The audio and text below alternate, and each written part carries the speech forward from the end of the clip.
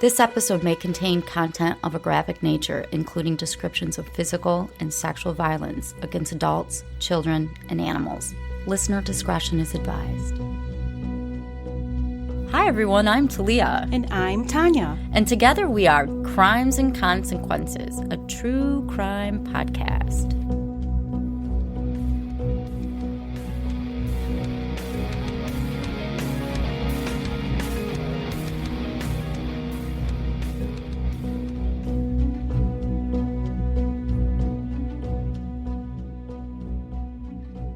Hi, Tanya. Hi, Talia. Welcome back, everybody, to another exciting episode of Crimes and Consequences. I have a really great story today. Oh, I can't wait. It is really interesting. It's really bizarre, and it's really gruesome. It's super twisted. How about that? Let's do it. So let's do it.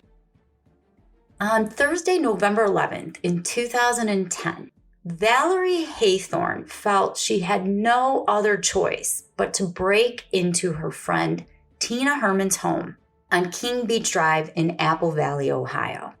The police weren't going to do it, and Valerie's instinct told her that something was very wrong there. When 32-year-old Tina didn't show up for her evening shift at the Dairy Queen the night before, Valerie, the manager of Dairy Queen, was concerned enough to call the Knox County Sheriff's Department. Tina was not only a very dependable employee, but also a friend of Valerie's, and it wasn't like her to not show up for work without at least calling in. Tina was divorced and lived in this ranch house in a rural area outside of Mount Vernon, Ohio. She lived there with her long-term boyfriend, Greg Borders, and two children, Sarah, 13, and Kody, 11. Valerie asked the police if they would go and do a welfare check on the home. Around 8 p.m., a Knox County Sheriff deputy, his name was Deputy Charles Statler, pulled into the driveway of the 1,600 square foot home just a block away from Apple Valley Lake. No lights were on inside, no lights were on outside, and there was no car in the driveway. He knocked on the front door, but after getting no answer, he left. I mean, what else can he do? About 3 hours later, Deputy Statler decided to drive past the house again. This time, he noticed a blue pickup truck, it belonged to Tina, parked in the driveway. Some of the home's interior lights were on, and since there were no signs of anything amiss, Deputy Statler continued on with his nightly patrols.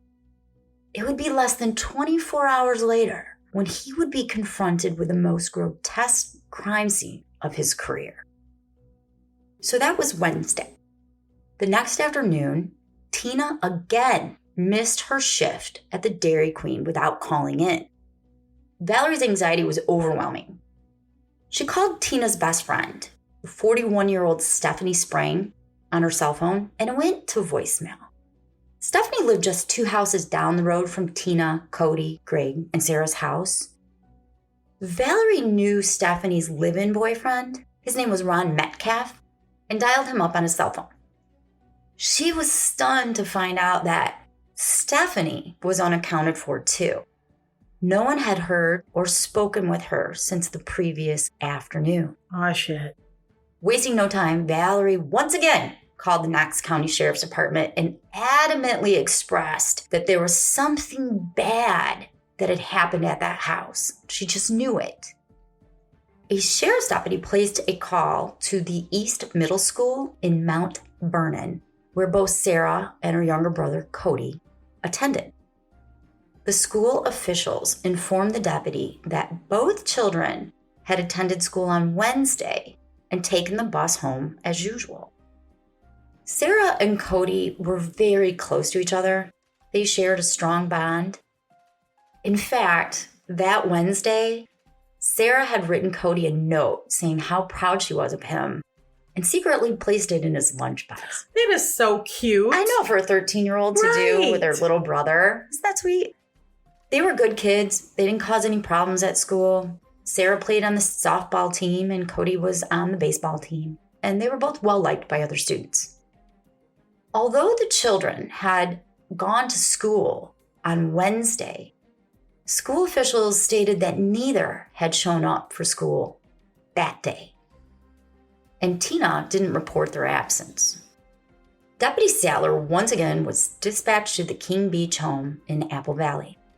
This time, he noticed that the blue truck that was parked in the driveway the night before was no longer there. He knocked on the front door, but again, he got no response. Although the officers were concerned about the family, there was no obvious exigent circumstances warranting them to enter the house without permission. But that wasn't going to stop Valerie Haythorne. She's like, okay, then I will. That's exactly. She? That's exactly what she did. She drove to the home Stephanie Sprang shared with her boyfriend Ron to speak with him. Although the house was only 2 doors down from Tina and Greg's home, being that the properties were in the country, there was some distance between them. Valerie conversed with Ron for a few minutes. He explained that he left for work Wednesday morning after sharing a cup of coffee with Stephanie. Stephanie told him that she planned on going with Tina to see a man named Tony who was renting out an apartment. Tina and her live-in boyfriend Greg had recently decided to call it quits on their relationship. It was mutual. After years together, their relationship had run its course. Greg and Tina owned the Apple Valley home, but Tina couldn't afford the mortgage on her own, so she was actively looking for some more affordable housing for Kody, Sarah, and her. Ron left for work around 6:30 a.m. He didn't hear from Stephanie again until about 12:30 in the afternoon. She sent him a text saying she was in town. 15 minutes later, he spoke with her on the phone about some random banking issues. And that was the last he'd heard from Stephanie. When Ron got home Wednesday afternoon around 4:30, he was surprised to see that Stephanie wasn't there. She was a devoted mother, and she had always made it a point to be home when her 17-year-old daughter and her 9-year-old son arrived home from school. Stephanie and Tina's children often played together, and Stephanie and Tina were best friends. They were described as basically inseparable. Slightly concerned, Ron texted Stephanie and asked her what was up, but he never got a response. It had now been over 24 hours since anyone had any contact with her. Valerie had heard enough. She was dead set on getting into Tina and Greg's home. Everyone needs a friend like Valerie. I know, right? She didn't care if she's breaking in. Nope. Tina and Greg's light gray house was fairly isolated with no houses in the immediate vicinity. Directly across the street from them, there was this patch of woods that abutted a local farm. Valerie parked her car in the driveway. She stepped up the 5 stairs that led to the front door and knocked. She didn't get an answer. She tried to open it, but it was locked. She walked across the wraparound deck towards the rear of the house and tried the back door, but that too was locked. There was a window in the back that led to the hallway, and Valerie felt really confident that she could climb through it. After removing the screen and grabbing the wood paneling around the glass, she lifted up the window. And this is roughly about 4 p.m. in the afternoon. Then she climbed inside. As she stood in the hallway, the first thing Valerie saw was a long trail of bloody drag marks on the carpet that led from the living room, bedrooms, into the hallway, ending in a bathroom.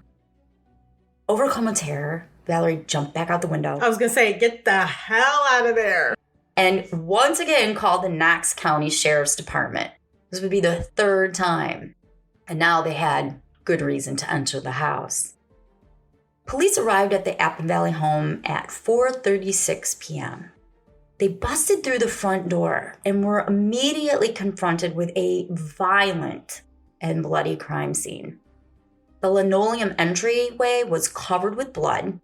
There was blood splatter on the walls and a large pooling of blood on the floor. It was clear to investigators someone was attacked as she or he entered the home. In addition, smeared stains indicated that someone had attempted to clean up the blood, but abandoned the efforts, probably realizing it was an impossible task. I mean, there was just so much blood, as you'll soon find out. The entryway led to the living room. There was another 2 by 2 foot pool of blood that saturated the carpet. There was this black substance, later determined to be motor oil, poured over it. On a wall near the saturation stain was a 4 by 6 foot area covered with blood splatter. Dang.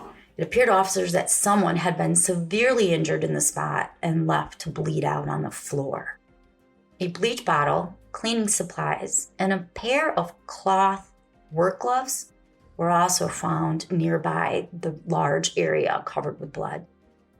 Bloody drag marks covered with motor oil led away from the large stain, down the hallway, and into the bathroom. The police next made their way into Tina and Greg's room. It, too, was clearly the scene of another brutal attack. Impact patterns of blood were found on the bedroom dresser and the closet door, which suggested someone was attacked pretty close to the queen-size bed. Like the living room, blood mixed with motor oil saturated a large spot on the carpet beside the bed.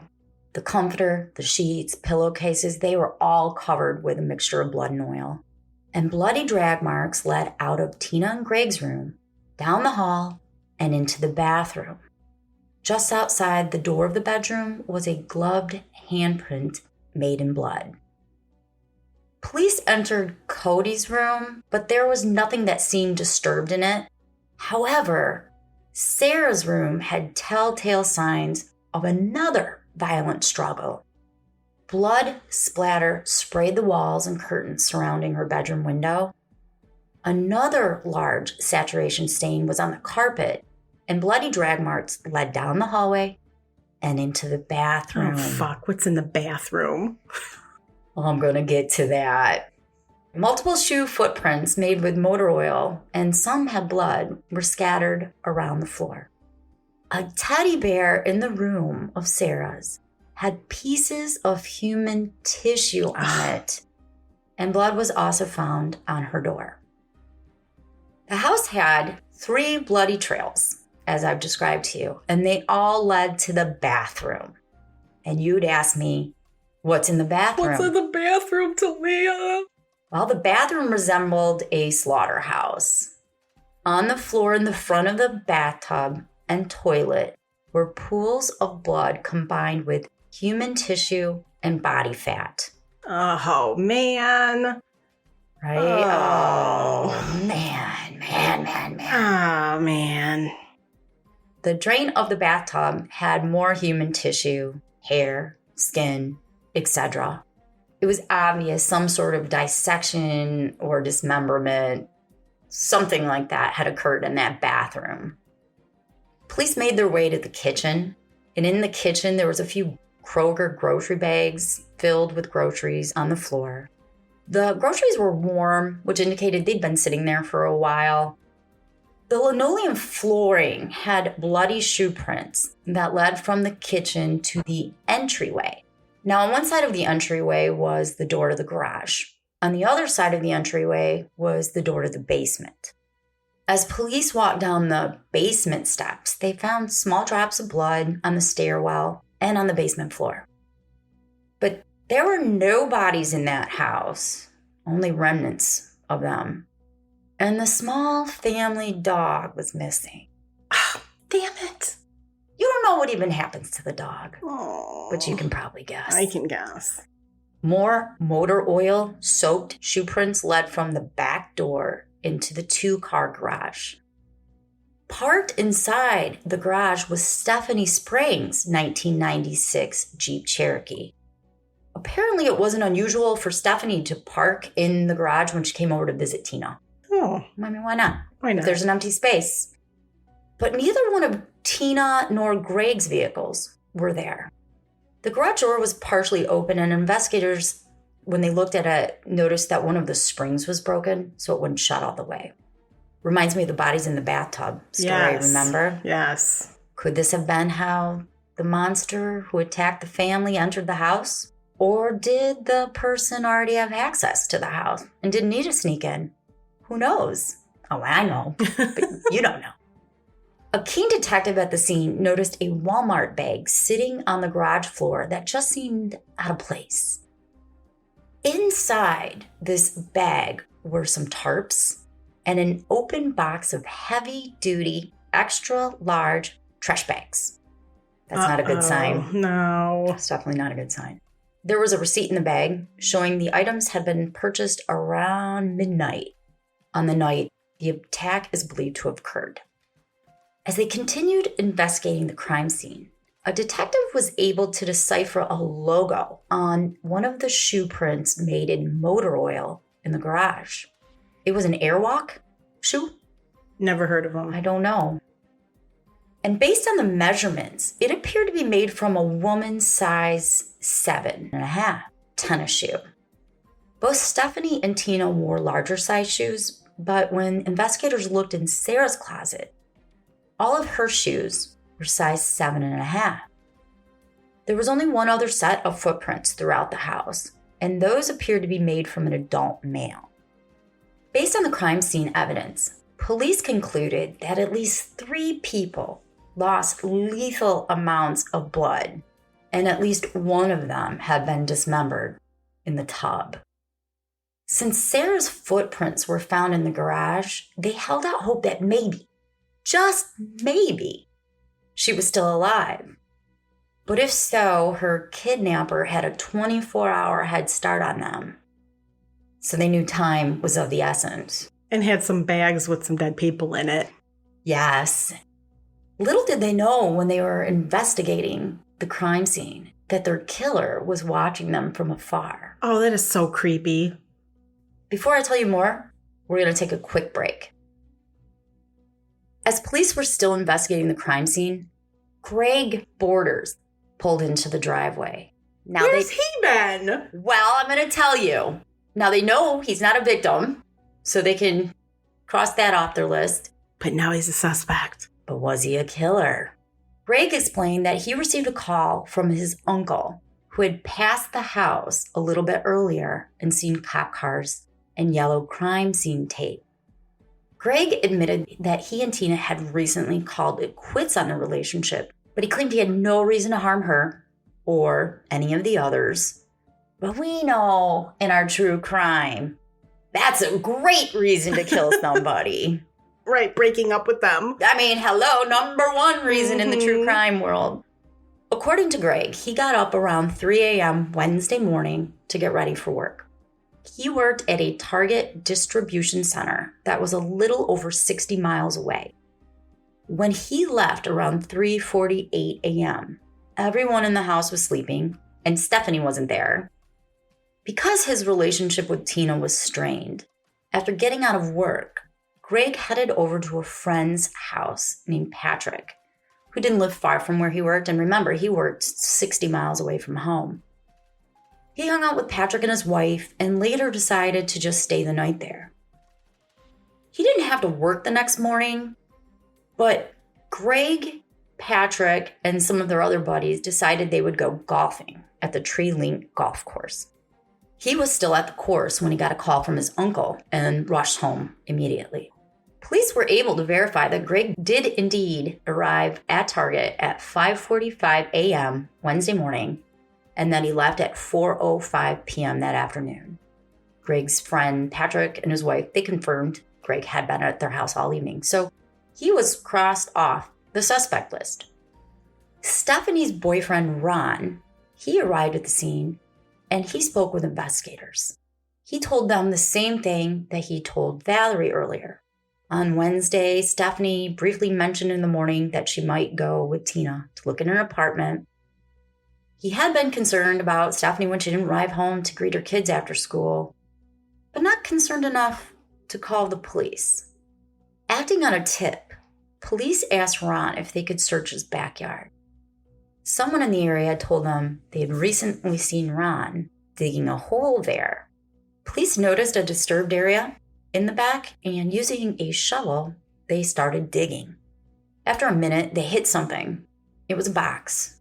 And when they opened the box, they found the family's dead pet rabbit. Oh. Ron explained that the family pet had recently died and he had the daunting task of burying it in his backyard.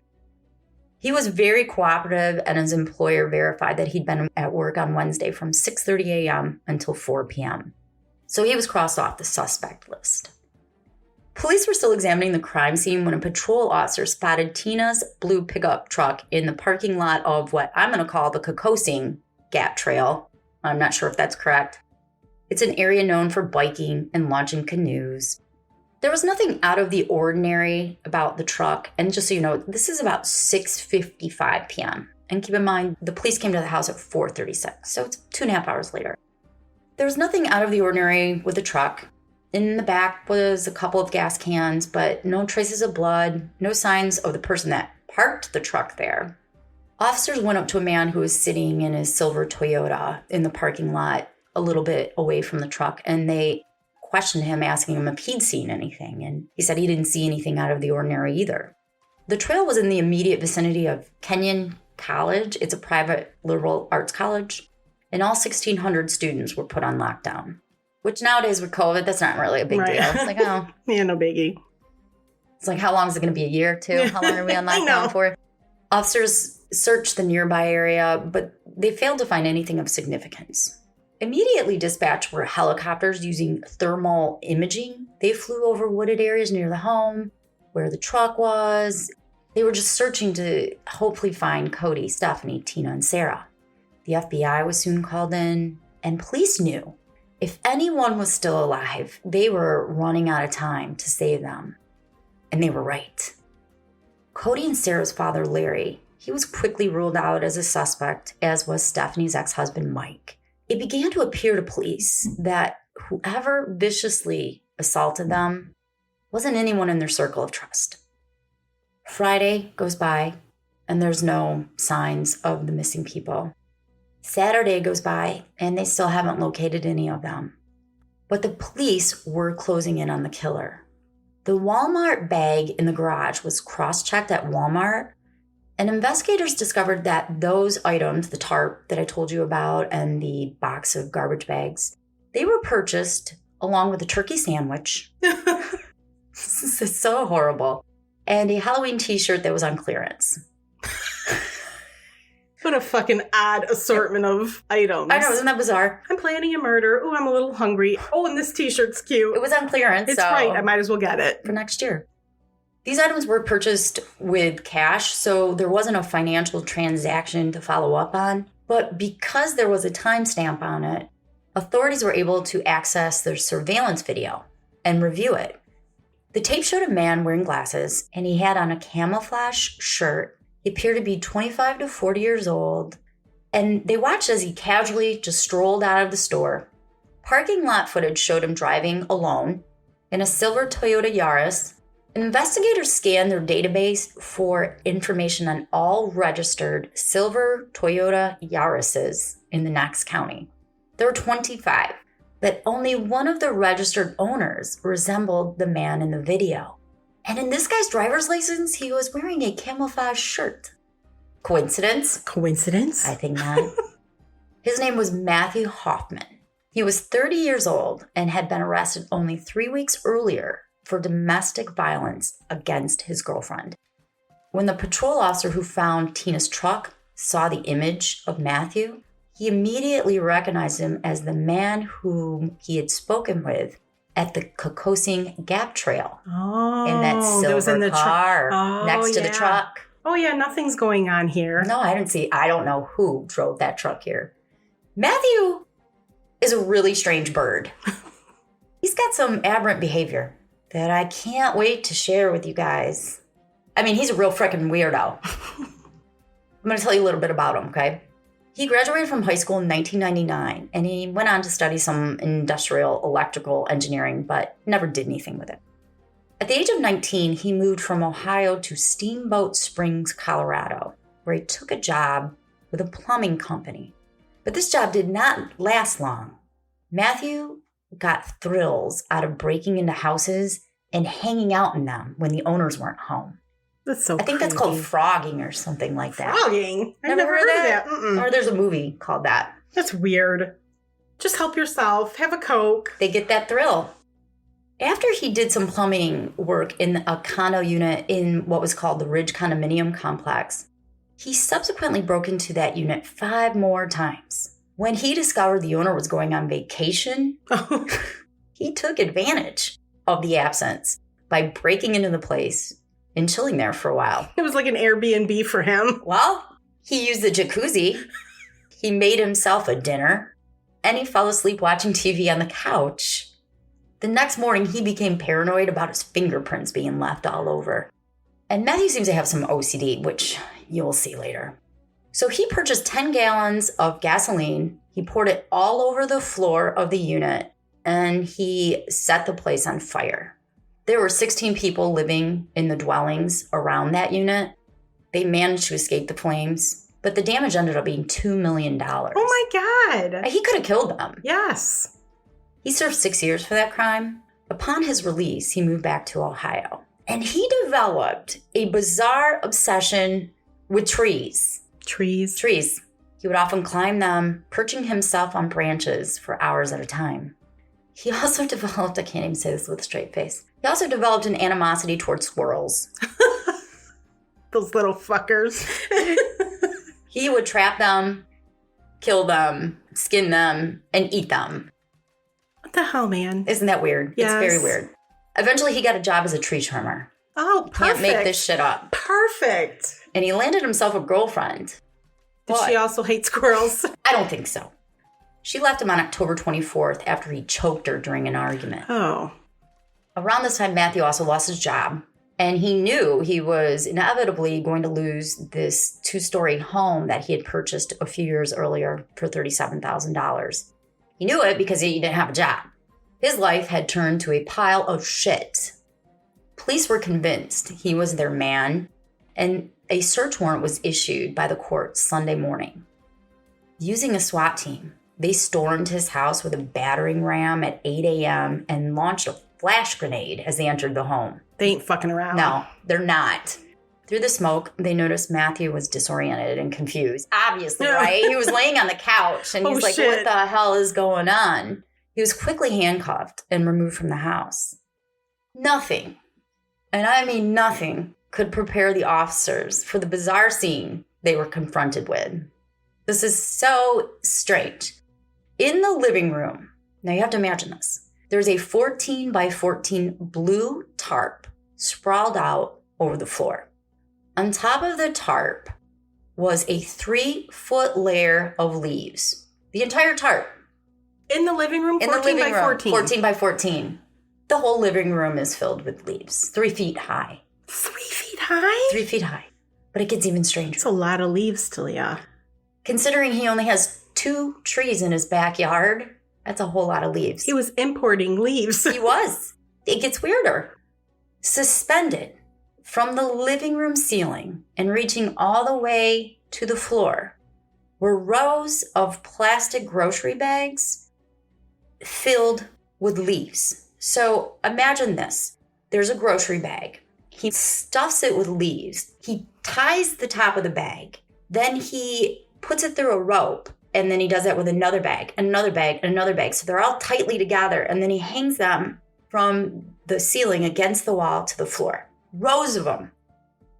Rows. That's so bizarre. Hundreds of them. And that's just a living room. In Matthew's first floor bathroom, there were 110 more bags filled with leaves attached to the walls. They covered the mirror and they surrounded the toilet and the sink.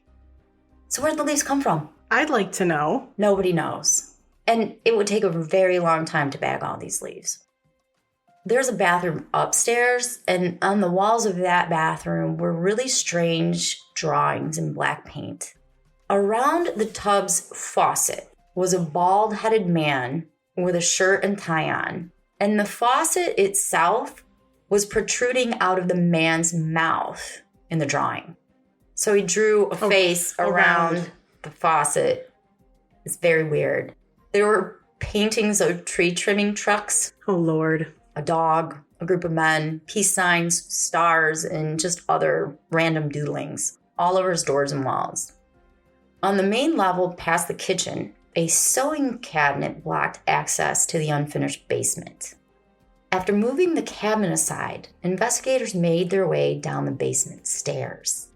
It was a cold, dark, unfinished basement with cement walls and piping that ran along the ceiling.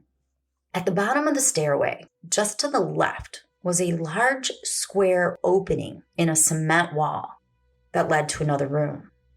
They shined their flashlights into the opening of the dark, musty area, and they could see leaves all over the floor and an extra large black bag overflowing with more leaves in the corner. What the hell with these leaves? On the cement floor, on top of the leaves, was an aqua comforter. Another blue checkered blanket was on top of that, and on top of the blue checkered blanket was the body of a girl. It was Sarah, and she was still alive. Oh my God, really? Her hands and ankles were bound with thick yellow rope. She was wearing a plastic bag that had holes cut out for her legs, like a makeshift diaper. What? Duct taped to her hands were brown work gloves, and she had a cut on her finger from when she was attacked earlier. Everyone was ecstatic to find her alive. But Sarah, she had no idea what had happened. Do you want to know the first thing she said to the officers? Of course. Can you please take me to school? I've been missing school. She'd been kept in the dark, cold basement for days, and she had no concept of time, and she had no idea what happened to Kody, Stephanie, or her mom. She explained that as she and Kody were walking into the front door after being dropped off from the bus, they were ambushed by Matthew. Sarah ran to her bedroom to get her cell phone. I guess she couldn't bring it to school, and she wanted to call the police. She grabbed her phone, but before she could dial 911, Matthew entered the room and he snatched it from her hand. He cut the cord off her fan and used it to bind her wrists together. He gagged her with a cloth and placed a pillowcase over her head. He then dragged her down the hallway, past the living room, through the kitchen, and down the basement steps. Then he cut some rope off a winter sled and he bound her hands tighter together. He also secured her ankles and carried her back upstairs. Sarah was placed on the kitchen floor next to the groceries purchased by her mom earlier.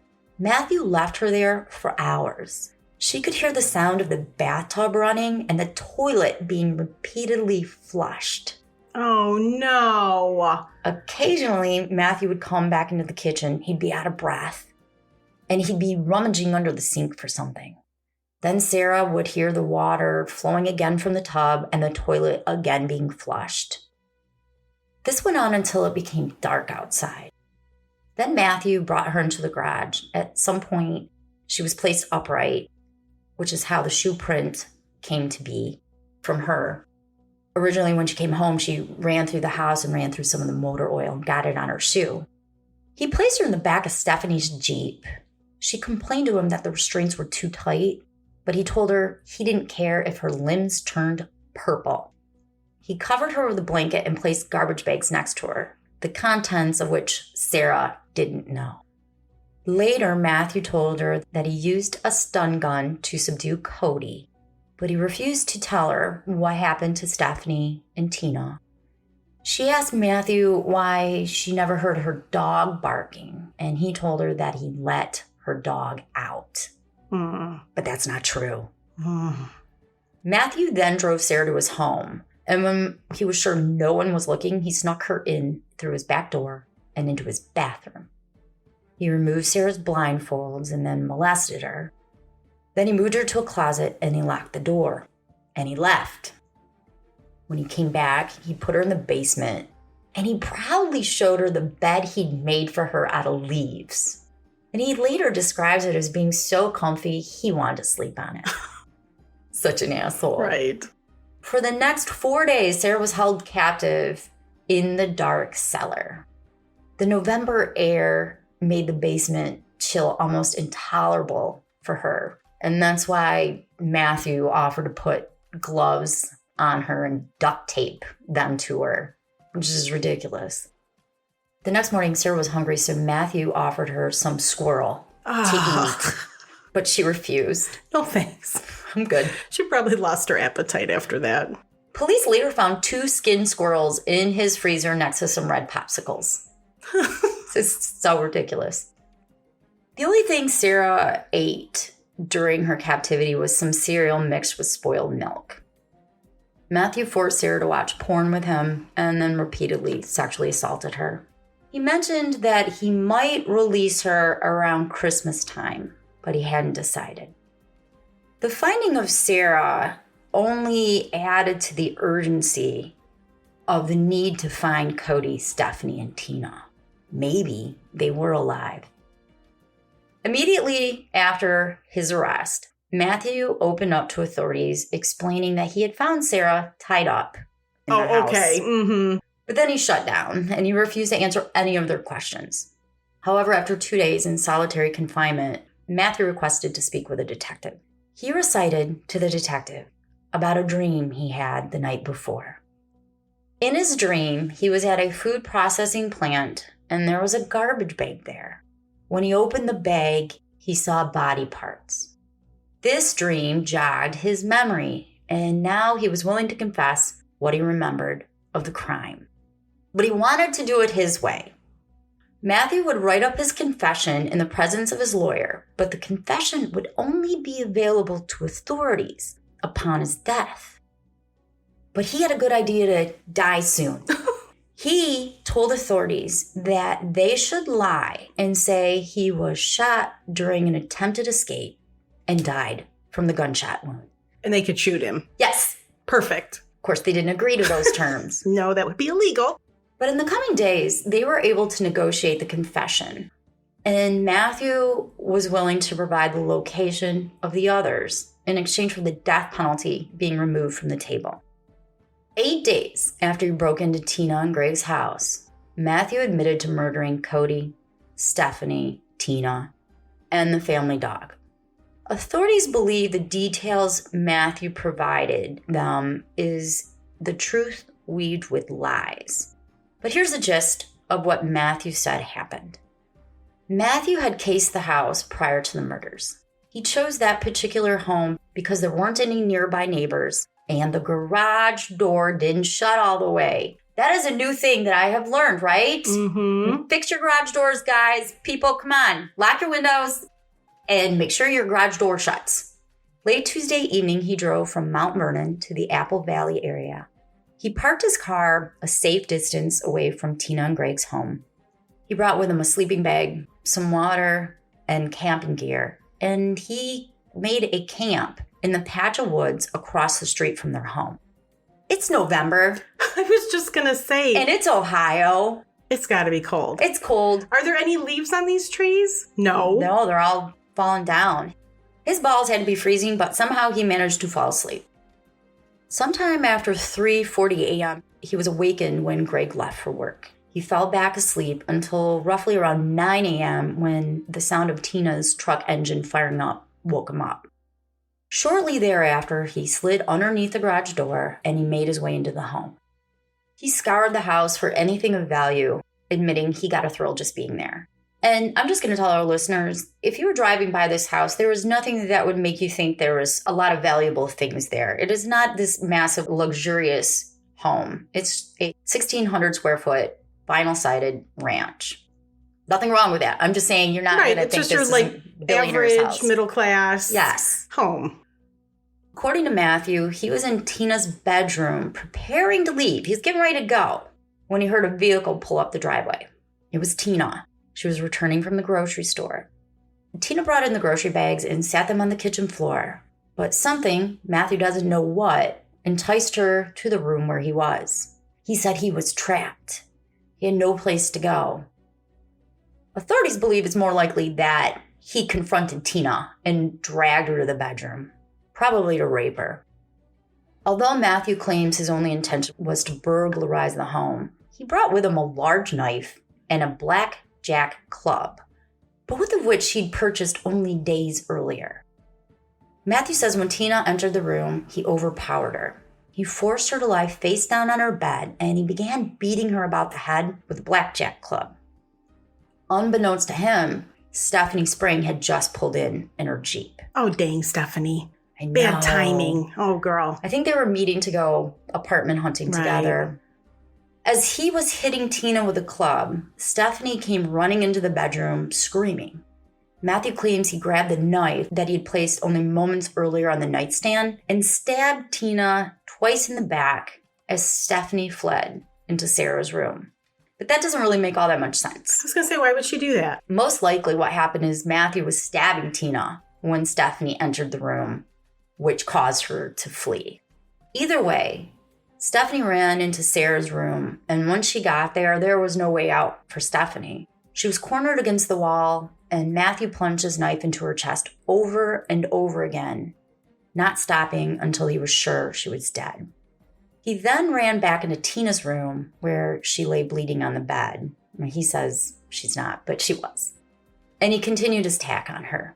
He rolled her over on her back, and he made a 14-inch slice, starting with her upper chest and ending in her pubic region. Oh. This evisceration was fatal, and I can't even imagine the amount of pain.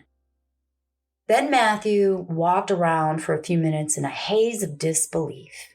The realization of what had just happened, he says, started sinking in.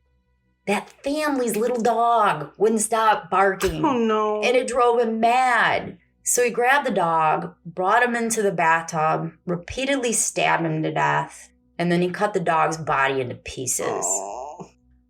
He claims at first he tried to clean up the blood with bleach and other cleaning supplies, but it was just too much of a mess. So instead, he decided, and these are his words, not mine, to process the bodies. Oh, no. He dragged Stephanie into the bathroom, leading that bloody trail from Sarah's room to its door. He placed her in the bathtub, and he cut her head off. He cut her arms off at the shoulder. He cut her legs off at the hip, and then he cut her lower legs off at the knees. Oh, Jesus Christ. Right? I mean, that's just ridiculous. That's just ridiculous. This is horrible. He used small garbage bags from under the kitchen sink to put the body parts in, and then he repeated the process with Tina. He dismembered her head, disarticulated her limbs, and you know the rest. Packed her up in some bags. Exactly. He started putting some of the body parts in Tina's Jeep, and he poured motor oil that he found in the garage all over the bloodstains and the flooring of the home because he was going to light it on fire later. He was gonna come back later on and burn the house down. I mean, between you and I, this is not the most efficient way to deal with a murder, but he knew at some point while doing all of this that there were 2 kids that were gonna be coming home because he'd cased the house. He knew. He claims he thought he had more time before they would arrive. But why did he stay there and take the chance? Why did he take the chance that Greg Borders could return? It doesn't make sense. I believe he got a thrill just being in that house still. Why not take the bodies back to his house and dismember them there? Although he claims this was a burglary gone wrong, many people believe that he was truly targeting Sarah. Oh, yeah, that's probably it. I call bullshit on the burglary anyway. He brought this large knife. Right. Sometime around 3, the bus dropped Sarah and Kody off in front of their home. Matthew was walking down the hallway when he heard the front door open. As you know, he ambushed Sarah and Kody, and Sarah took off running. What Sarah didn't know is that her 11-year-old brother, he turned towards the door in an attempt to escape, and Matthew tried to stab him in the head with a knife. Kody fell to the ground where he was repeatedly stabbed in the chest and died on the entryway of the floor. Then he was moved into the living room. While Sarah lay gagged, bound, and blinded by a pillowcase on the kitchen floor, Matthew continued the processing of the bodies. He dragged Kody's body into the bathtub where he decapitated and dismembered the young boy and then placed his body parts in a small garbage bag. He put the bodies in the Jeep next to Sarah, and then he left and brought her to his home. Later that night, he drove to Walmart. He wanted to get bigger bags and some tarp. He wanted to be able to put all the bodies into stronger bags instead of the little kitchen bags he'd been using. He combined the bodies into 3 larger bags, and then he drove to a particular site he'd chosen to dispose of the bodies. It's a place where he knew they would never be found, and they wouldn't have without his cooperation. Matthew did a bunch of strange things that aren't worth getting into. It involves driving Stephanie's Jeep and Tina's truck, and long story short, he had put gas cans into the back of Tina's truck, and he was going to fill them up later and go back to the house and burn it down. But when he went back to the truck, the police were there, so he wasn't able to get the gas cans. And another odd thing that he did is when the police were investigating the crime scene, he rode by on his bike, and he watched them from the wooded area that he had used as a campsite the day before. Now, as I said, 8 days after the murder, Matthew directed the police to where they could find the bodies. It was in the Kokosing Wildlife Area. He told them to look for a tall tree with a large hole in it about 40 feet from the ground. What Matthew did is he climbed a 60-foot tree. He climbed up at 40 feet, and he brought with him the bags. He did this 3 times, and he dumped the bags in the hollow part of the tree. And the hollow was 30 inches wide and ran almost the full length of the tree. So he climbed up 40 feet with body parts and dumped them in a hole. A professional tree trimmer cut down the tree. Oh. And they were able to retrieve the remains of Kody, Tina, Stephanie, and the family dog. Bloodstained towels, clothing, a hat, and some shoes had also been thrown down the hole by Matthew. Autopsies were performed, and I already told you, they were all dismembered, all decapitated. Kody had received 7 stab wounds to his torso and 4 stab wounds to his back, plus blunt force trauma to his head. Tina and Stephanie had so many stab wounds, I lost count when I was reading about them. Matthew was charged, and he pled guilty and was sentenced to life without the chance of parole. He has since refused to discuss the crime, but he did say, and this is a quote, "The police came on Sunday, and I was glad that Sarah was able to leave to be reunited with her family. I would not have hurt her. I could not have hurt her." End quote. Really? Isn't that ridiculous? Yes. So fucking ridiculous.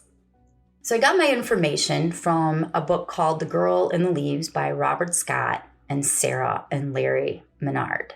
Sarah spoke out to Matthew, and basically the gist of it is she said, "I'm not afraid of you. You don't have any power over me anymore, and I'm not going to let you ruin my life."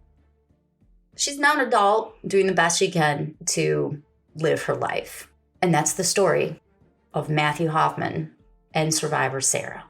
Poor Sarah. Isn't that just so bizarre of a story? I'm so happy she's with her family, even though I totally murdered her mom and her brother. I know. Asshole. I thought when I did my research, I would find something about mental illness with Matthew, but I didn't. There wasn't anything about a diagnosis for him. This is a pretty serious crime to be your first one.